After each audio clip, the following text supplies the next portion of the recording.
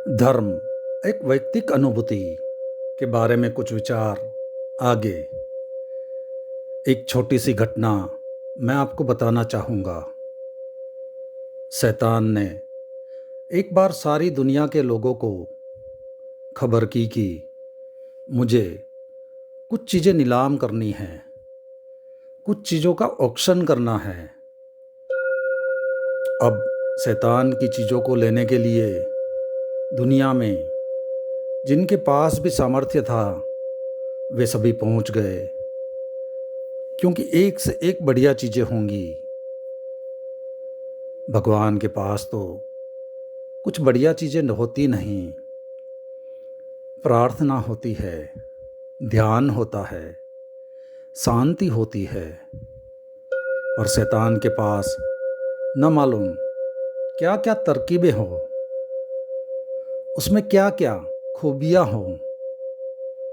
सारे लोग शैतान के ऑक्शन में पहुंच गए। उसने कई चीज़ों पर, सब चीज़ों पर दाम लगाकर छोड़े थे।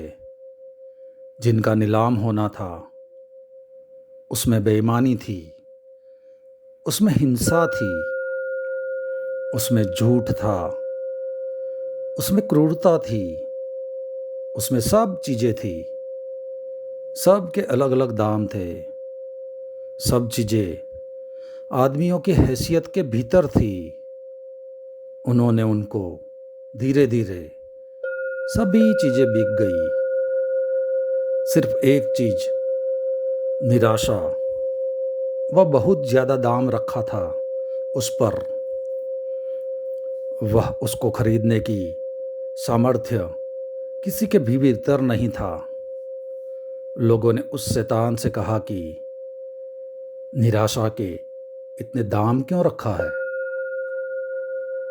एक से एक बढ़िया चीज़ें, हिंसा, कठोरता, दुष्टता, सब सस्ते में बेच दिया आपने। परंतु निराशा के इतने दाम क्यों लगा रखा है? शैतान ने कहा कि मेरी और कोई चीज़ असफल हो जाए। निराशा कभी असफल नहीं होती। जिस आदमी को मुझे परमात्मा की तरफ जाने से रोकना होता है, उसको मैं निराशा पिला देता हूँ और सब चीज़ें असफल हो जाती है। कठोर आदमी नम्र बन जाता है, हिंसक आदमी अहिंसक हो जाता है, झूठ बोलने वाला सच बोलने लगता है और सब तरकीबें गलत साबित हो जाती है।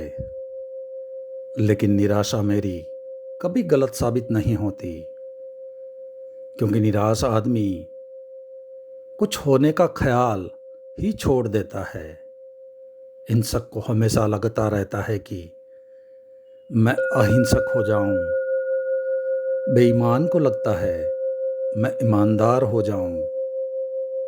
लेकिन निराश का मतलब ही यही है कि जिसको ये लगता है कि अब मैं कुछ भी नहीं हो सकता हूँ।